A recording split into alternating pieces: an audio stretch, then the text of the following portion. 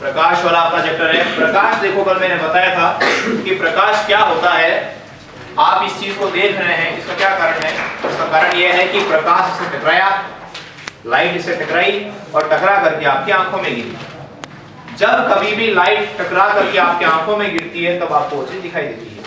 आपको ये वाला पोर्शन इसका दिखाई नहीं दे रहा है क्योंकि इस पे लाइट टकरा रही है, लेकिन टकरा करके आपकी आंखों में नहीं गिर रही है। तो जब तक लाइट टकरा करके आपकी आंखों में नहीं चली जाती आपको वो चीज दिखाई नहीं देगी। ठीक है ना? अब देखो प्रकाश होता क्या है, लाइट क्या होती है। प्रकाश एक तरह की ऊर्जा है जो आपको देखने का एहसास कराती है कि आप देख रहे हो। प्रकाश के अलावा ऐसी कोई ऊर्जा नहीं है जो आपको देखने का एहसास करा सके। आपको देखने का एहसास सिर्फ और सिर्फ लाइट ही करा सकती है। प्रकाश होता है तभी आपको वो चीज दिखाई देती है। ठीक है ना? देखने का जो महसूस है, महसूस कराना, सेंसेशन ऑफ विजन है, वो सिर्फ खाली आपको लाइट ही करवा सकती है। बात क्लियर है यहाँ तक? Yes sir. चलिए आगे देखते हैं। अब उसके बाद में मैं सिर्फ आपको नॉर्मल समझा रहा हूँ। ठीक है? कोई अगर चीज होगी तो मैं वो बता दूंगा, आप अपने नोट्स निकाल के रखिए। ठीक है ना? लाइट वाली। अब उसके बाद में अपने नेक्स्ट टॉपिक देखते हैं, रिफ्लेक्शन। ठीक है? परावर्तन देखते हैं। परावर्तन का क्या मतलब होता है? परावर्तन का मतलब होता है कि मान लो कोई भी सतह है, इस सतह पे लाइट गिरी और अंदर नहीं घुसी, अंदर नहीं घुसी, इसके बाहर से ही टकरा करके वापस चली गई। बात हमारी, लाइट आई, टकरा करके वापस चली गई। मतलब कि प्रकाश की एक किरण किसी एक सतह पर आती है और टकरा करके वापस चली जाती है। जिस माध्यम से आती है, मान लो ये एयर है, हवा है, हवा से आई और वापस हवा में चली गई, अंदर नहीं घुसी, उसको बोलते हैं परावर्तन। ठीक है? उसको बोलते हैं रिफ्लेक्शन ऑफ लाइट। इसके दो नियम होते हैं। पहला नियम क्या कहता है? पहला नियम ये कहता है कि जो आपतित किरण है, आने वाली किरण, इंसिडेंट रे, और जो रिफ्लेक्टेड रे है, परावर्तित किरण है, और जो लंब बन रहा है, लंब जो बन रहा है वो क्या होगा? एक ही सतह पर बनाया जा सकता है। ये क्या है? ये क्या है? ये एक सतह है, ये एक बोर्ड है। आपको जब भी कभी भी प्रकाश का परावर्तन समझाना होगा तो आप बता सकते हो कि लाइट ऐसे आई और ऐसे गई। ऐसा कभी हो ही नहीं सकता कि लाइट ऐसे आ रही हो, इधर टकराने के बाद में स्पिन बॉल की तरह सीधी ऐसे चली गई। ऐसा कभी हो सकता है क्या? ऐसा कभी नहीं हो सकता। प्रकाश के अंदर क्या होता है? लाइट आई, टकराई और सीधी जाएगी। इसमें स्पिन बॉल वाला कोई सिस्टम नहीं होता है कि लाइट टकरा करके ऐसे जा रही है, ऐसे जा रही है, ऐसा कुछ नहीं होता। ठीक है ना? लाइट आई, टकरा के ऐसे जाएगी, मतलब एक ही सतह पर बनता है। आपको थ्री डायमेंशनल फिगर बनाने की जरूरत नहीं है, 3D डायग्राम बनाने की जरूरत नहीं है। लाइट आई और ऐसे गई, ऐसा नहीं हो सकता। आई ऐसे और ऐसी जाएगी। एक सतह के ऊपर बना सकते हो, आप एक कागज के ऊपर बना करके इसको एक्सप्लेन कर सकते हो। ये पहला नियम कहता है। दूसरा नियम क्या कहता है कि जो आपतित कोण है और जो परावर्तित कोण है, ये दोनों हमेशा बराबर होंगे। ठीक है ना? एंगल आई जो होगा वो बराबर होगा एंगल आर। यहां तक कोई प्रॉब्लम नहीं है आप लोगों को? अब देखो परावर्तन के प्रकार होते हैं, टाइप्स ऑफ रिफ्लेक्शन होता है। रिफ्लेक्शन के जो टाइप होते हैं वो दो तरह के होते हैं। ठीक है? एक होता है रेगुलर, जिसको बोलते हैं नियमित। नियमित में क्या होता है? नियमित के अंदर एक सीधी सतह है। ठीक है? एक सीधी सतह है। आने वाली जो किरण होती है वो सभी की सभी समांतर होगी, ऐसे किरणें आके गिर रही है, और जो किरणें यहां से गई है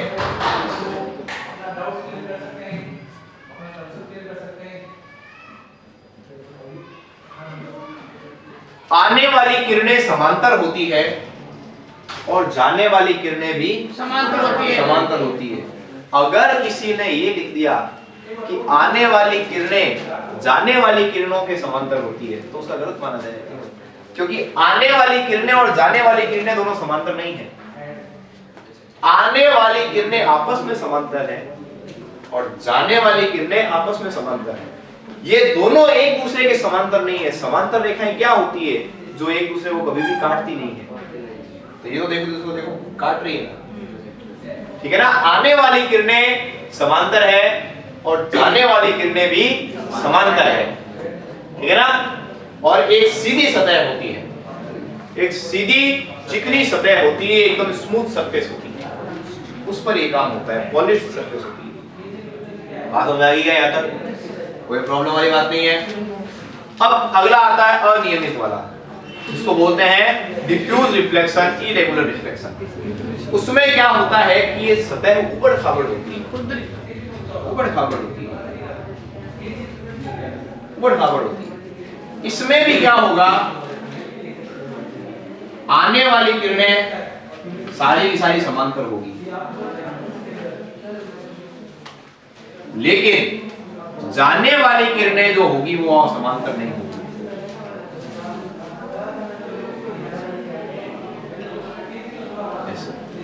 आने वाली किरणें तो सारी समांतर होगी और जाने वाली किरणें समांतर नहीं। अब लोग इसके अंदर आंसर कैसा लिख देते हैं? लोग इसमें आंसर लिख देते हैं कि एंगल I बराबर एंगल R नहीं होगा।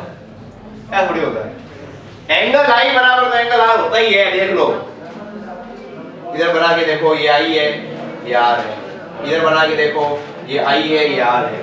I बराबर तो R होता ही है, लेकिन समांतर का फर्क आ जाता है कि आने वाली किरणें समांतर होती है लेकिन जाने वाली किरणें समांतर नहीं है।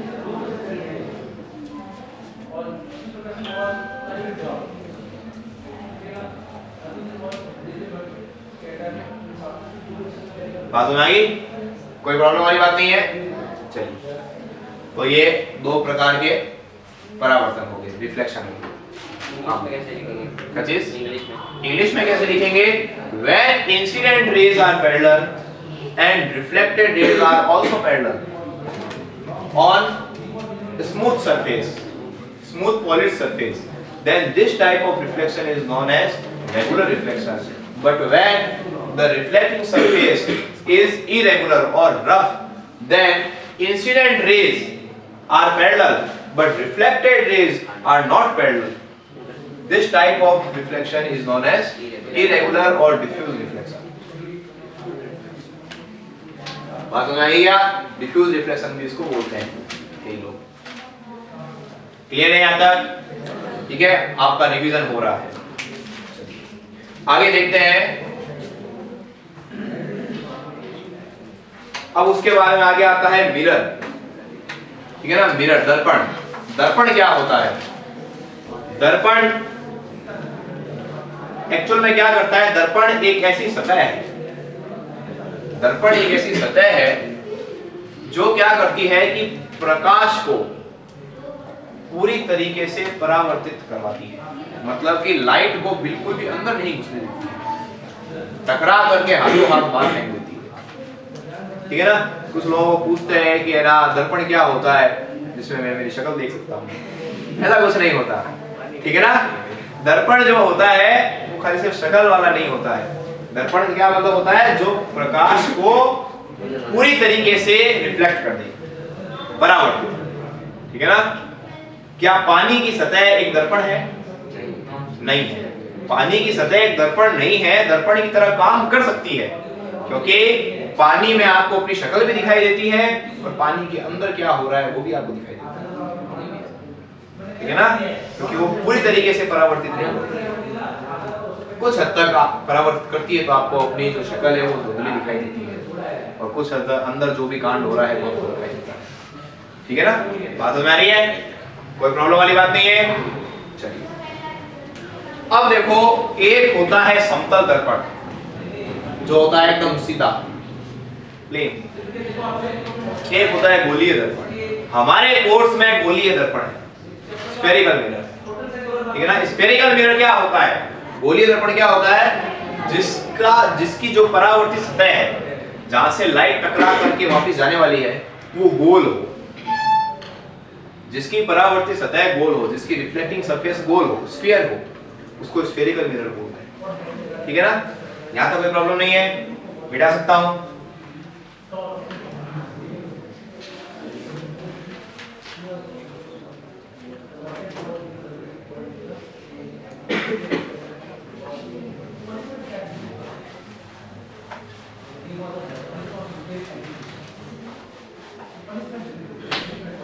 चलो आगे।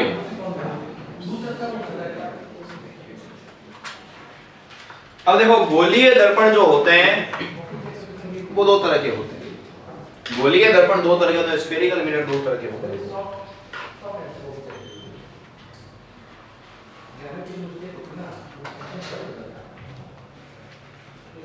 हो सकता है देखो, मान लो कि एक कांच का कोई गोला है, कांच का एक गोला है, गोला, ठीक है ना, गोला हमेशा ऐसे फुटबॉल की तरह दिखता है। ठीक है, इसको मान लो आपने आरी से काट दिया। अब ऐसा मत बोलना कि काटने के बाद सर वो तो टूट जाएगा, ऐसा नहीं। आपने बहुत ही एकदम सेफली इसको काटा, एकदम क्लीवेज बनाते हुए उसको काटा। तो काटोगे तो इसके दो हिस्से बन जाएंगे। एक हिस्सा कैसा बनेगा, एक हिस्सा ऐसा दिखेगा कुछ, पर एक हिस्सा कुछ ऐसा दिखेगा। ठीक है ना, ये कटोरी जैसा दिखेगा, है ना, कटोरी जैसा कुछ बनेगा, कटोरी जैसा बनेगा। आपने क्या किया कि यहां से मतलब जो कांच है वो खुरच खुरच करके निकाल दिया। ठीक है, आपने मान लो कांच है तो यहां से खुरच खुरच करके निकाल दिया, और ये जो कुछ है वो ऐसा बन गया फिर। ठीक है,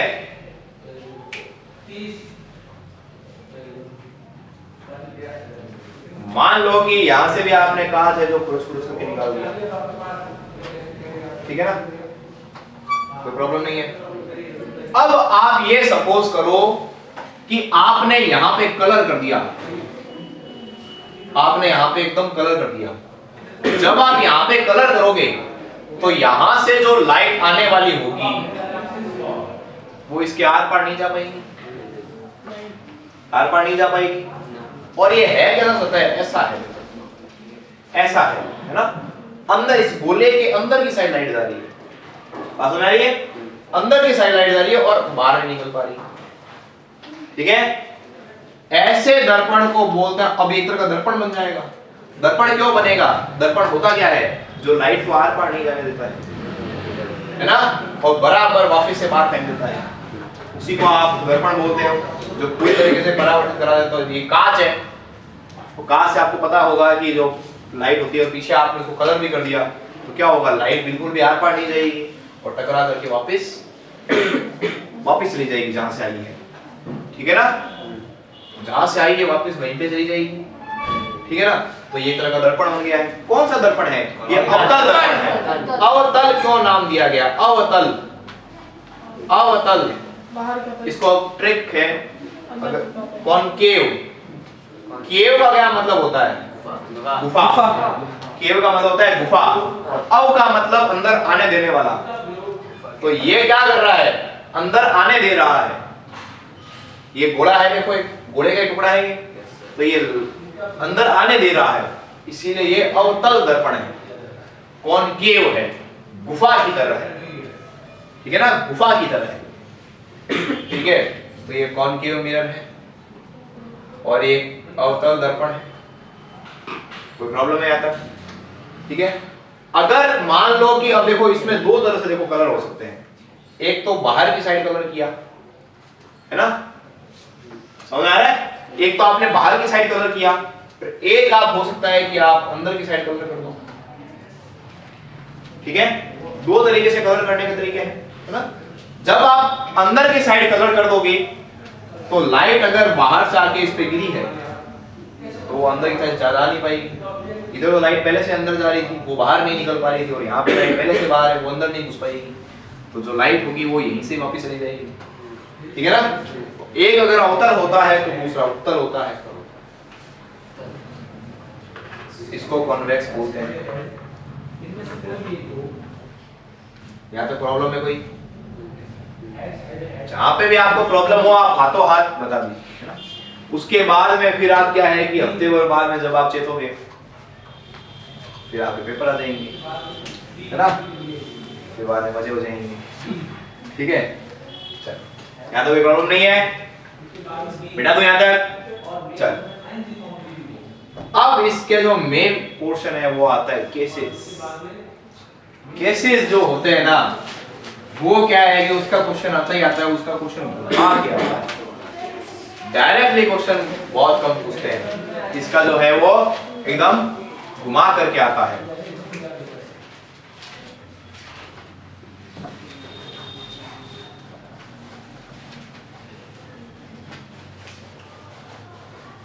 देखो केसेस बनाने से पहले आपको कुछ नियम ध्यान में होने चाहिए, आपको कुछ नियम ध्यान में होने चाहिए। नियमों को देखते हैं ना। पहला नियम,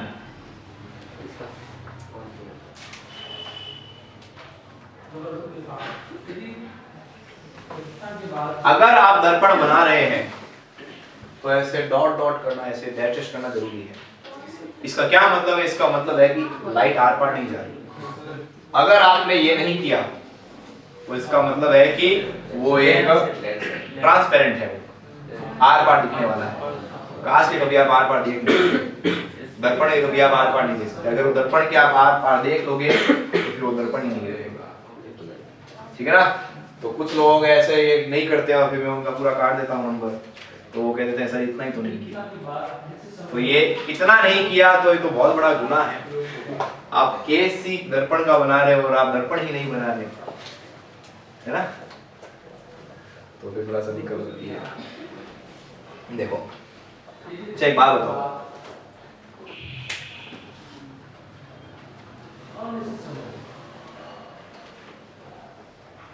मान लो कोई सरफेस ऐसी है, मान लो कोई सरफेस ऐसी है, ठीक है? इस पे अगर कोई चीज टकरेगी, कोई चीज टकरेगी,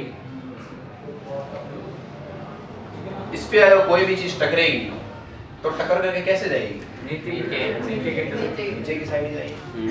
ऐसा तो हो नहीं सकता कि टक्कर करके ऊपर चली जाएगी, पॉसिबल ही नहीं ना, पॉसिबल। इसका मतलब कि अगर यहां से लाइट आएगी, मान लो अगर यहां से लाइट आए तो क्या वो बाहर जा सकती है? नहीं जा सकती। सीधी सी बात है भाई, पेन यहाँ पे टकराया है तो नीचे ही जाएगा, वापस से नीचे जाएगा। तो यहाँ पे लाइट टकराने के बाद में इधर ही जाएगी। एरो लगानी जरूरी है, एरो से पता लगता है कि लाइट कहाँ से आ रही है और कहाँ पे जा रही है ना? अब देखो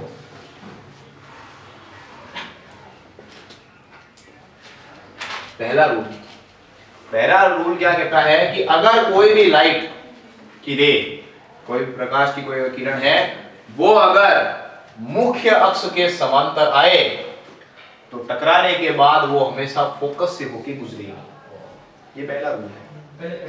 ये आपको पूछा नहीं जाएगा कि पहला रूल क्या है, लेकिन फिर भी आपको ये याद रखना है कि पहला रूल क्या है, क्योंकि ये काम आएगा, ठीक है ना? ये काम आएगा।